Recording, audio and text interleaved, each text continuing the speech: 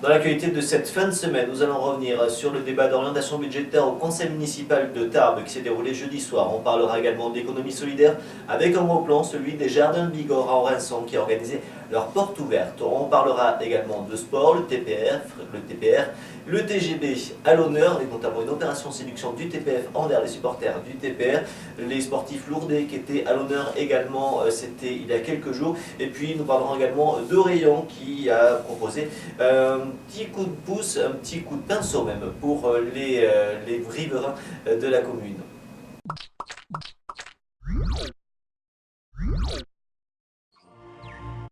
Conseil municipal, c'était jeudi soir à Tarbes, avec un rendez-vous annuel, celui du débat d'orientation budgétaire, l'occasion pour les élus de discuter des grands investissements qui vont marquer l'année 2012. Près de 19 millions d'euros seront investis par la municipalité tarbaise dans la ville pour l'année prochaine, avec quelques grands chantiers qui se poursuivent. Bien sûr, la halle Brobant, la deuxième tranche, près de 4 millions d'euros seront investis. Il y aura également le musée Massé, ça sera la dernière tranche, 400 000 euros nécessaires pour aménager la salle d'exposition. On aura l'occasion d'y revenir puisque ce musée va ouvrir prochainement, ce sera en avril 2012. L'inauguration se déroulera dans la deuxième quinzaine de mars avec le ministre de la Culture Frédéric Mitterrand. Parmi les autres grands investissements, le site de l'Arsenal, 700 000 euros, également des travaux sur l'entrée du pôle universitaire sur l'avenue d'Azerex à Tarbes, l'îlot du stade à Lobadère, la place Marcadieu, la dernière tranche de travaux, et puis le foyer La Tornère au Théâtre des Nouveautés qui sera lui aussi rénové. Or, si la masse salariale augmente raisonnablement, la dette de la ville, elle diminue, moins 2 millions cette année, moins 1 million pour l'année 2012, pour une dette qui avoisinera les 66 millions d'euros contre 92 millions, c'était en 2001. Chaque année, le remboursement de l'annuité de la dette, c'est-à-dire les intérêts plus le capital, représente un budget de 10 millions d'euros pour les finances de la ville. Face à cela, les recettes, bien entendu, elles sont de deux ordres. Celle de l'État, la dotation de l'État qui sera quasiment stable à 16 millions d'euros, des impôts locaux qui représenteront 25 millions d'euros, des impôts qui devraient augmenter d'au maximum 1% pour la part municipale l'année prochaine. Or, parmi les d'autres points évoqués, la maison de l'enfance du Conseil général qui sera installée sur la ZAC de Lormeaux. La ville de Tarbes a accepté de vendre un terrain au département. Il y aura également des logements qui seront construits en face du Leclerc. Et puis sur le site de l'Arsenal, il y aura notamment un atelier de métallerie et ses futurs bureaux qui vont être installés sur le bâtiment 155, tandis qu'un centre artistique avec des activités théâtrales sera installé sur le bâtiment 112. L'aménagement de ce site de l'Arsenal qui fera l'objet d'un débat particulier lors de la séance du 19 décembre prochain du conseil municipal. Cela à la demande acceptée de Marie-Pierre Vieux. Dans l'actualité également, la quinzaine de l'économie solidaire qui se déroule dans les Hautes-Pyrénées. Bigorre Solidarité a souhaité s'inscrire dans cette démarche qui a pour but de promouvoir les acteurs et les pratiques qui s'inscrivent dans une autre forme d'économie.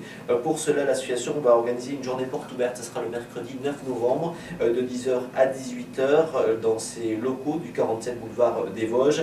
Pour cela, elle sera également associée à Récup Action 65 et à Mob 65. Autre quinzaine de la solidarité, autre rendez-vous, c'est celui des Jardins de Bigorre à Orinçon, c'est près de Bazaine, qui a organisé des portes ouvertes. C'était il y a quelques jours, l'occasion d'en parler avec son président, Jean-Paul Abadi. C'est une association d'insertion 1901 donc, et qui remet les gens un petit peu en piste en les faisant travailler, en les sortant de l'assistanat net qu'ils connaissaient avant, et en produisant des légumes bio ici. D'accord, c'est des légumes qui sont ensuite vendus au grand public. Qui sont vendus à des adhérents volontaires.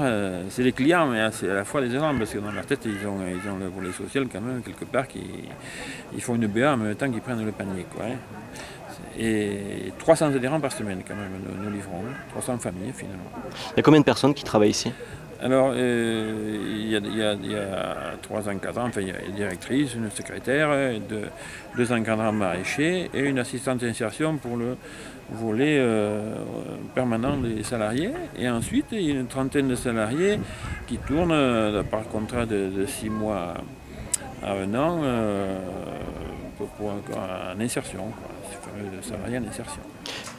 À Orient, c'est un simple courrier d'un riverain du quartier Outagnan sur la route de Bourg qui a permis au poste de transformation électrique de retrouver des couleurs.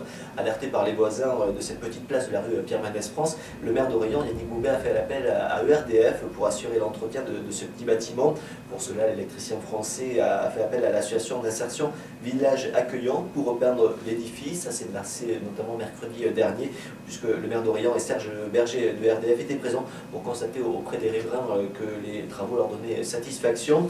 Maintenant que ce bâtiment est propre, il a été repeint en blanc, la municipalité et ERDF songent à le faire décorer par les jeunes de la ville, une autre action qui devrait se dérouler prochainement.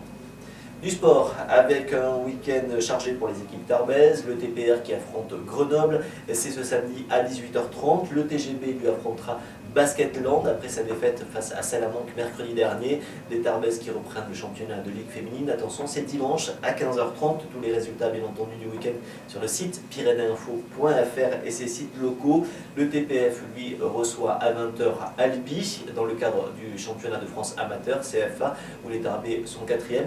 Les Tarbais qui lancent une opération séduction envers les supporters du TPR. Si vous allez voir le match de rugby et que vous voulez voir le match du TPF, eh bien il faudra seulement payer 5 € au lieu des 10 d'entrée. Il suffira pour cela de présenter votre ticket d'entrée ou bien votre carte d'abonnement. Le TPF qui connaît son futur adversaire pour le 7e tour de Coupe de France.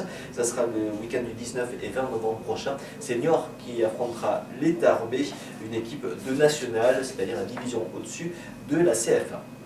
Et puis toujours en matière de sport, un hommage au monde sportif que le maire de Lourdes a voulu avec la remise des trophées aux sportifs de la ville qui se sont illustrés dans les Hautes-Pyrénées ou bien en France. Pour cela, vendredi dernier, Jean-Pierre Artiganave était au micro pour inviter les jeunes, les seniors et les vétérans à recevoir le trophée Jean Prat, un trophée qui a été remis par les élus lourdais. Une petite cérémonie simple mais qui a permis de mettre en avant tous les sports sous l'ombre de ce grand géant, ce grand rugbyman lourdais et bigourdan Jean Prat. Les sportifs récompensés qui sont en retrouvés en vidéo dans la partie web TV, les reportages sur votre site, un reportage complet sur tous ces sportifs. Un dernier rendez-vous à noter, celui du Lions Club Darbadour qui va organiser son salon du chocolat. Ce sera les 12 et 13 novembre prochains. Vous aurez rendez-vous sous la halle Marcadieu, des animations comme un défilé de robes en chocolat, de la musique avec des bandas, des dégustations bien entendu. Et cela se fera au profit de l'ADAPI, des Hautes-Pyrénées. Un mot de météo, attention à l'alerte orange dans les Hautes-Pyrénées, c'est jusqu'à demain dimanche 19h, de fortes précipitations qui sont à attendre sur la Bigorre, mais également chez nos voisins béarnais et surtout d'ailleurs au Pays Basque, cette nuit et également demain durant toute la journée de dimanche. Passez un bon week-end, je vous retrouve lundi pour les prochaines infos des Hautes-Pyrénées sur pyrénéinfo.fr et tarbinfo.fr. L'actualité en continu, c'est bien sûr sur nos sites, sur Twitter, @pyrénéinfo pour nous retrouver, ou bien sur Facebook à la page de Pyrénéinfo.